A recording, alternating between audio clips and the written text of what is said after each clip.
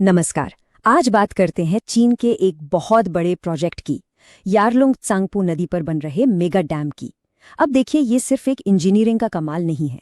असल में ये पानी, पावर और प्रेस्टीज से जुड़ा एक ऐसा जियोपॉलिटिकल मुद्दा है जो पूरे साउथ एशिया का भविष्य बदल सकता है। तो चलिए हम सब मिलकर इस उलझे हुए मामले को समझने की कोशिश करते हैं। सबसे पहले तो जरा इस नंबर को देखिए, $16.7 बिलियन। ये इस प्रोजेक्ट की लागत है। इतनी बड़ी रकम इसे दुनिया का सबसे महंगा बांध बना देती है। यहीं से चीन की महत्वाकांक्षा का अंदाजा लग जाता है। अब ये लोकेशन देखिए, यही इस प्रोजेक्ट की असली ताकत है। ये बांध बन रहा है यारलुंग त्सांगपो के ग्रेट बेंड पर। ये जगह ग्रैंड कैनियन से भी गहरी है और यहाँ नदी सिर्फ 50 किलोमीटर के अंदर 2000 मीटर नीचे गिरती है। सोचिए, कुदरत की इसी जबरदस्त ताकत को कंट्रोल करने का ये प्लान है। इस पूरे मुद्दे को समझने के लिए हम इसे 5 हिस्सों में देखेंगे। पहले बात करेंगे शक्ति की इस नदी की, फिर समझेंगे भारत के डर को, इसके बाद बांध की असलियत पर एक नज़र डालेंगे, फिर देखेंगे कि सबसे ज्यादा दांव पर कौन है, और आखिर में पानी, पावर और प्रेस्टीज के इस पूरे खेल को समेटेंगे। तो चलिए पहले हिस्से से शुरू करते हैं, शक्ति की नदी। यहाँ हम इस नदी और इस विशालकाय बांध से जुड़ी कुछ बेसिक बातें जान लेते हैं। ये एक ऐसी नदी है जो 3 देशों से होकर गुजरती है। तिब्बत में इसका नाम है यारलुंग त्सांगपो। भारत में आते ही ये ब्रह्मपुत्र बन जाती है और बांग्लादेश में इसे जमुना कहते हैं। मतलब एक नदी, 3 नाम और तीनों देशों के लिए एक लाइफलाइन। यहीं से असली इंटरनेशनल पॉलिटिक्स शुरू होती है। और ये देखिए कि ये प्रोजेक्ट कितना बड़ा है। इससे करीब 70 गीगावाट बिजली पैदा होने का अनुमान है। ये चीन के मशहूर 3 गॉर्जस डैम से लगभग 3 गुना ज्यादा है। सच कहें तो एनर्जी के मामले में ये एक पूरा गेम चेंजर साबित हो सकता है। चलिए अब आते हैं दूसरे हिस्से पर, जो इस पूरे मामले का सबसे सेंसिटिव पहलू है, भारत की जियोपॉलिटिकल चिंताएं। मतलब नदी के बहाव में आगे मौजूद सबसे बड़ी ताकत भारत इस बारे में क्या सोचता है। यहाँ एक बहुत सीधा और बड़ा सवाल खड़ा होता है। क्या एक बांध को हथियार बनाया जा सकता है? भारत की सारी चिंताएं, सारी स्ट्रैटेजीज इसी एक सवाल के इर्द गिर्द घूमती है। तो भारत की सबसे बड़ी चिंता क्या है? यही कि चीन किसी झगड़े के वक्त पानी के बहाव को ही एक हथियार बना ले। सोचिए, जब चाहे बाढ़ ले आए या फिर सूखा पैदा कर दे। और इस डर को और हवा देती है एक बात, कि दोनों देशों के बीच पानी को लेकर कोई पक्की ट्रीटी है ही नहीं। ऊपर से चीन पानी का डेटा भी खुलकर शेयर नहीं करता। अब इसके जवाब में भारत क्या कर रहा है? वो भी अरुणाचल में अपना 11 गीगावाट का काउंटर डैम बनाने की बात कर रहा है। मतलब साफ है, भरोसे की कमी बहुत गहरी है।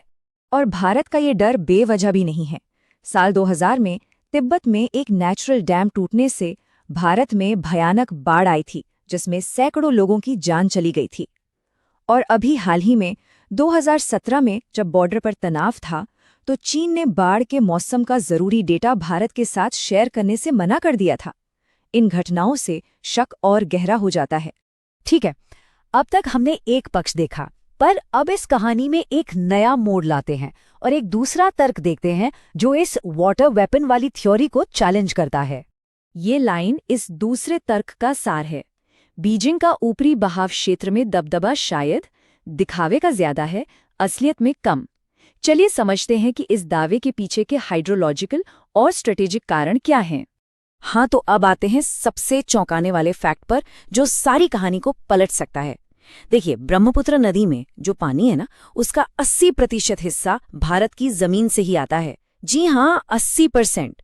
चीन के तिब्बत से तो सिर्फ 20% पानी आता है। इसका सीधा मतलब क्या हुआ कि अगर चीन पानी पूरी तरह से रोक भी दे, तो भी नदी पर उसका असर उतना बड़ा नहीं होगा जितना सोचा जाता है, खासकर मॉनसून में तो बिल्कुल नहीं। और ये समझना भी जरूरी है कि चीन ये बांध सिर्फ फॉरेन पॉलिसी के लिए नहीं बना रहा। इसके पीछे उसके अपने बड़े घरेलू लक्ष्य हैं, जैसे 2060 तक कार्बन न्यूट्रल बनना, अपने पश्चिमी इलाकों का विकास करना और साथ ही तिब्बत पर अपनी आर्थिक पकड़ को और मजबूत करना। चलिए अब आगे बढ़ते हैं और उस देश की बात करते हैं जिसके लिए इस प्रोजेक्ट में सबसे ज्यादा दांव पर लगा हुआ है। इस मुद्दे के मानवीय पहलू को समझते हैं। भले ही सारी चर्चा भारत और चीन के आसपास होती है, लेकिन सच तो यह है कि इस पूरे रिवर बेसिन में सबसे ज्यादा जोखिम में बांग्लादेश है। और इस मुद्दे का मानवीय पैमाना देखिए। इस पूरे बेसिन में करीब 13 करोड़ लोग अपनी रोजी रोटी के लिए इसी एक नदी पर निर्भर हैं। 13 करोड़। बांग्लादेश की हालत बहुत ही नाजुक है। क्यों?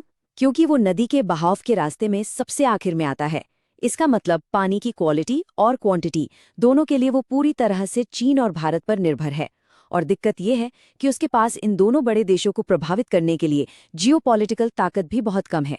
यही बात उसे सबसे ज्यादा वल्नरेबल बनाती है। तो अब आते हैं आखिरी हिस्से में। यहाँ हम इन सभी अलग अलग तर्कों को जोड़कर एक पूरी और बैलेंस तस्वीर बनाने की कोशिश करेंगे। तो कुल मिलाकर इस बांध के दो चेहरे हैं।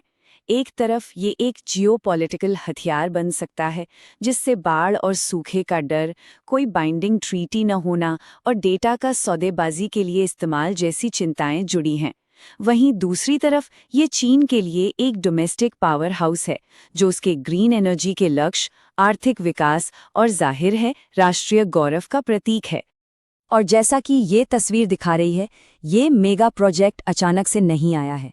जियाचा जैसे छोटे बांध जो पहले से मौजूद हैं, वो इस बात का सबूत हैं कि ये चीन की एक लंबी और सोची समझी स्ट्रैटेजी का हिस्सा है, जिसके तहत वो तिब्बत के पानी के संसाधनों पर अपना कंट्रोल बढ़ा रहा है। और चलिए इस पूरी बातचीत को एक बड़े सवाल पर खत्म करते हैं। एक ऐसा सवाल जो हमें सोचने पर मजबूर कर देगा।